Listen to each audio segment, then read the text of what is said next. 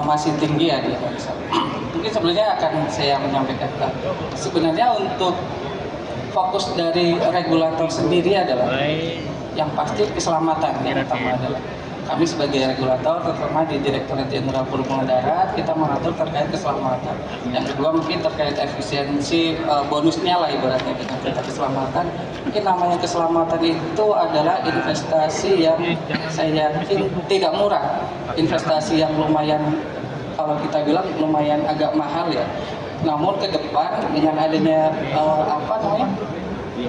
investasi tersebut pasti akan menghasilkan dampaknya menguntungkan juga untuk perusahaan.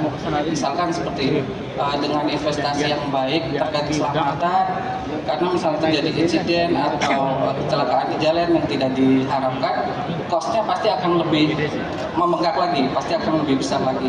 Nah, hal itu juga berkaitan dengan kenapa salah satu kebijakan dari kita, dari Kementerian Perhubungan, terutama Direktorat Jenderal Perhubungan Darat adalah kita menggratiskan untuk uji kir. Jadi sebenarnya uji kir itu adalah suatu produk, kalau nggak kita sampaikan sebagai harusnya para pengusaha bisa memanfaatkan hal tersebut karena dibantu pemerintah untuk memastikan bahwa kendaraan yang digunakan masih layak jalan dan selamat. Kan di uji kir itu semuanya dipastikan remnya seperti apa, masih aktif atau tidak, terus kelengkapan lainnya masih sesuai atau tidak. Dan itu pun kalau misalkan harus diganti, itu mungkin kalau untuk pengusaha awalnya adalah misalkan ganti rem, kosnya pasti akan menambah lagi. Padahal itu investasi yang tadi saya sampaikan, itu adalah investasi jangka ke depan, bahwa hal itu akan membuat kita lebih selamat di jalan. Jadi mengurangi dampak insiden yang tidak diinginkan di depan. Karena dengan fungsi rem yang baik, apabila drivernya juga sudah berpengalaman, sehingga insiden di jalan pun akan dikurangi lah. Jadi sehingga yang pasti mungkin tidak bisa dilihat secara langsung bahwa itu akan menguntungkan, tapi ke depan secara ini kendaraannya masih bagus, baik, akan mengurangi kos untuk pemeliharaan. Jadi lebih menguntungkan lah kalau disebut. Pada kami selaku sebagai penyedia kendaraan komersial khususnya.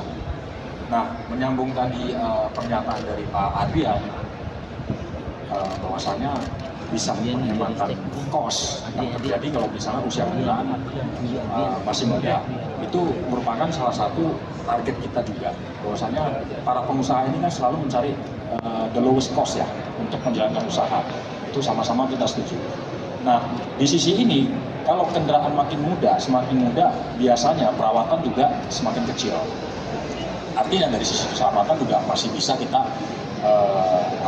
masih bisa kita minimalisasi lah. Minimalisasi, sehingga kalau di Batavia kita punya kebijakan itu adalah maksimal usia kendaraan yang beroperasi di tempat kita itu adalah maksimal itu 5 tahun. Itu cukup membantu para pengusaha dalam mengeskalasi usahanya, sehingga para pengusaha itu tidak perlu memikirkan masalah maintenance mobil karena itu dihandle langsung oleh kami. Nah, dengan adanya regular maintenance, otomatis usia kendaraan juga makin prima, kondisi mesin juga makin prima, sehingga keselamatan itu bisa dijaga ya Pak ya. Nah, kalau di kita itu kan sistemnya itu adalah sistem menyediakan kendaraan kontrak secara tahunan. Artinya dari sisi maintenance sudah kita perhatikan, baik dari sisi bannya, dari fungsi remnya. Kemudian kadang-kadang kan para pengusaha kita itu mungkin kerepotan ya Pak ya, harus datang ke dishub untuk cek kir. Nah, itu kita perbantukan juga, permudah, sehingga pada saat harus perpanjang kir, kita yang akan melakukannya, kita akan membantu para pengusaha membantu. Pada saat kita mengantarkan mobil ke balai kir ya Pak ya, nah pengusaha itu mendapatkan mobil pengganti, sehingga loss of profit-nya itu tetap terjaga. Jadi beberapa keunggulan kalau misalnya mereka dari aset menjadi rental, kira-kira begitu Bu. Oke, nah tapi sebenarnya tuh banyak titik, kita harus melihat dulu dari sisi usaha. Kalau kita ngomong angkutan barang, sebenarnya logistik itu banyak.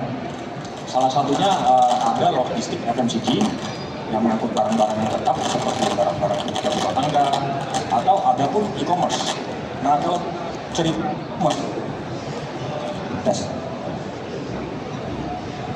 Silakan. Ya, kalau kita bercerita tentang e-commerce itu umumnya kendaraan itu lebih banyak dipakai dan digunakan itu lebih panjang.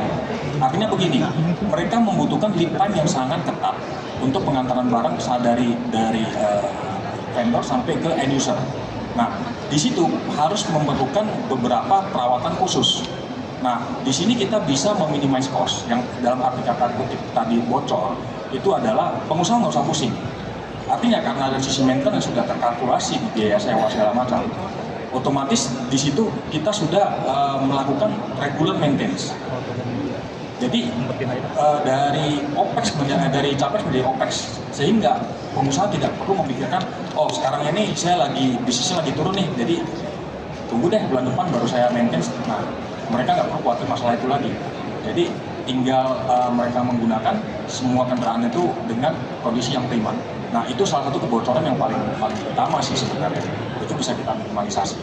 Kemudian di kedua itu adalah dari sisi pemakaian unit. Sisi pemakaian unit kita itu sudah bekerja sama dengan pihak KTB, runners Pak ya.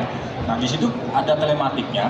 Nah, kita bisa melakukan reporting secara gradually. Driver ini kayaknya performanya kurang nih. Mereka sering harsh braking, mereka sering harsh rating yang kencang.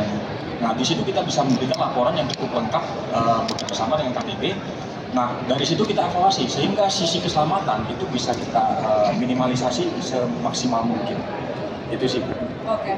Nah, sekarang kalau dari sisi produsen juga nih, Pak Aji ya, tantangannya apa sih Pak sebenarnya dengan adanya berkaitan dengan efisiensi ini? Dan tantangan bagaimana mensupport aktivitas konsumen agar operasionalnya efisien.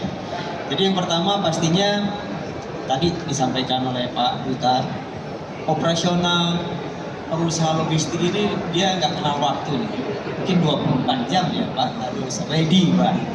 Itu menjadi salah satu tantangan tersendiri bahwa kami sebagai produsen harus menyiapkan tidak hanya produk-produk yang berkualitas, tidak hanya produk-produk yang banyak variannya yang bisa dipilih sesuai dengan kebutuhan konsumen, tapi yang paling penting adalah kami harus menyediakan fasilitas pelayanan after sales yang terbaik buat para konsumen. Nah, tantangannya pastinya kebutuhan konsumen satu dengan yang lain itu berbeda-beda.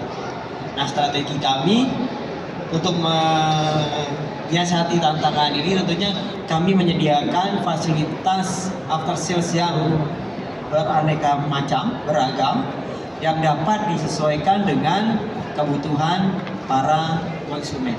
Jadi customize. Customer A butuh pelayanan yang macamnya A, kita coba siapkan A. B, kemudian B, dan seterusnya. Nah, tadi juga Pak Butar sampaikan bahwa salah satu potensi kebocoran yang paling besar itu adalah bisa memonitor operasional kendaraan, baik mobilnya sendiri maupun si operatornya, dalam hal ini driver. Jadi dengan alat itu si pengusaha tentunya bisa mengevaluasi apa-apa yang harus diimprove, apa-apa harus yang dimonitor selama kendaraan masih bisa beroperasi. Kira-kira begitu. Oke, nah